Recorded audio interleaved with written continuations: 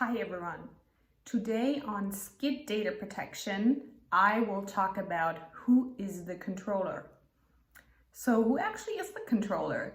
In this episode, I will define the term controller within the GDPR. I will explain purposes and means.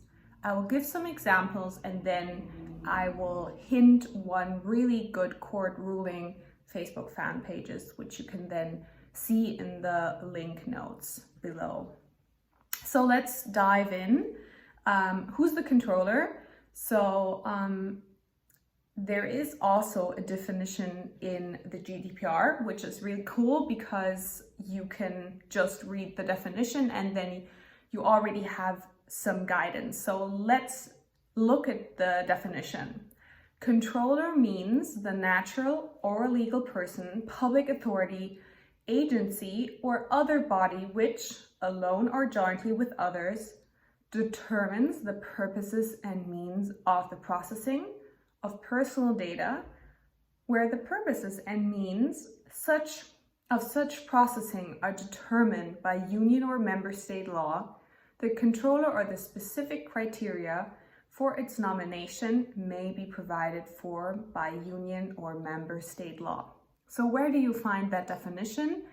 It's defined in Article 4 of the GDPR, subsection 7. Let's look at what actually means purposes and means. So that's the key term of determining whether we're speaking of a controller. Why is it so important to know whether we have a controller or not? Because the GDPR and all its regulations and requirements, they apply to controller, but also in some possible ways also to processor. So what does that mean for your business and your startup? You have to determine whether in that concrete situation you are determined and defined as a controller, especially when contracts with processors or other companies. You have to know where and when you are the controller. So in determining and defining whether you are the controller, the definition clearly states that you have to determine the purposes and means of the processing. So last week we talked about what actually processing was. This week we will talk about purposes and means of processing. So you as a controller make decision about processing activities. So that's very important, decision making. The company exercises overall control of the personal data being processed, and they are ultimately in charge of and responsible for the processing. So now let's look at the examples. So probably you're a bit confused, you're not so sure about what does defining and determining purposes and means actually mean. So sometimes examples do give you a better view. My first example that I brought today is a school that wants to record the daily pupils' attendance. For example, with all those Corona activities, they want to track which pupils and when pupils are actually attending school. So they contract with a specialist company that provides software and data analysis to process the daily pupil attendance records of a state-maintained school. So the school we're talking about is state-maintained, but it doesn't have to be a state-maintained school. It can also be just a normal private school or something else, maybe a company that wants to record the daily attendance of their employees. So who is the controller and who, in contrast, would be the processor? Because also the processor is the service provider is also a very, very important term in the GDPR.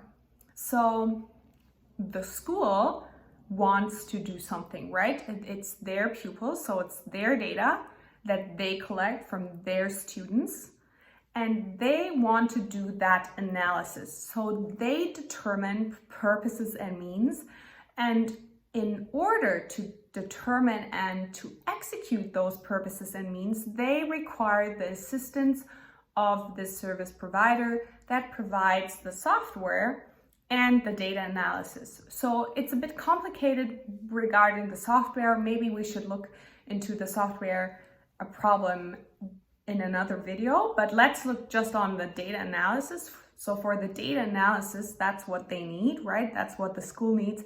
It would be considered a processor. Now, let's look at the second example. We have a magazine which is being published by a publisher, and they have monthly subscribers or monthly subscription readers that want to always read the hardware copies. So the magazine collects the data of those readers, of those monthly subscription readers, and sends the copies to them. So naturally, it's a bit complicated to do this all on their own.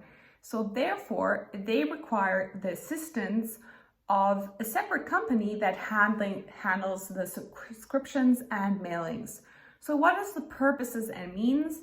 The magazine is determining the purposes. So they want to send copies to their readers, and the means, how do they want to do it? They want to do it via mail.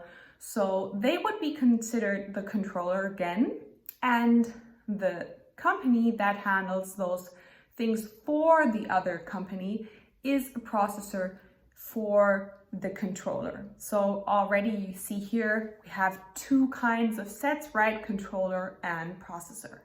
Let's look at the last example. An organization uses a cloud service to store and analyze its data. So you will be probably a startup or working for a startup, and you will be probably having a cloud service where you store all your data, right? Because data centers are quite expensive, and most of you probably have contracts with either AWS, Azure from Microsoft, or with the Google Cloud, right? So these are the three key players. Obviously, there are a lot others, but these are the most major and the most probably competitive players on the market. So you as the startup determine again the purposes and means. You want to store data, the data that you collected of your data subjects, and the cloud service provider, it's just a service provider. It does exactly what you tell them to. They just offer you the storage and probably administer and offer technical support. So they would be considered a processor. There are situations where there can be two controllers, but that's very complicated. Maybe we should look at that in a separate video, or you can just send me an email or a message, and then we can look into it together. Again, this video, it's only some collection and summary of the findings in the GDPR. It's no legal advice. Please always consult with a lawyer when looking at a special and your specific case. So let's look at the last thing that I prepared for today. It's Facebook fan pages. It's a ruling by the CJEU, which is the European Court of Justice. So it's the highest European Court of Justice, and it always rules on those GDPR questions, because the GDPR, as I told in one of the previous videos, is a European regulation. So the European Court of Justice would be the court that is in charge for questions arising under GDPR.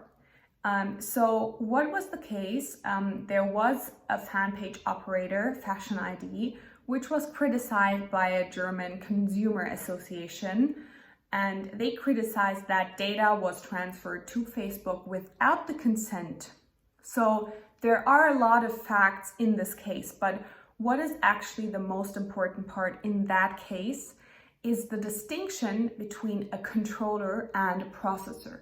So in the end, what the court ruled was that Facebook fan pages was a controller, a joint controller with the companies that had fan pages with Facebook, because they said that data or the purposes and means was determined together.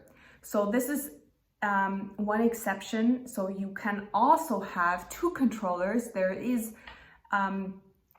a code in the GDPR, Article 26 of the GDPR, where it talks about joint controllership. You always have to look into it.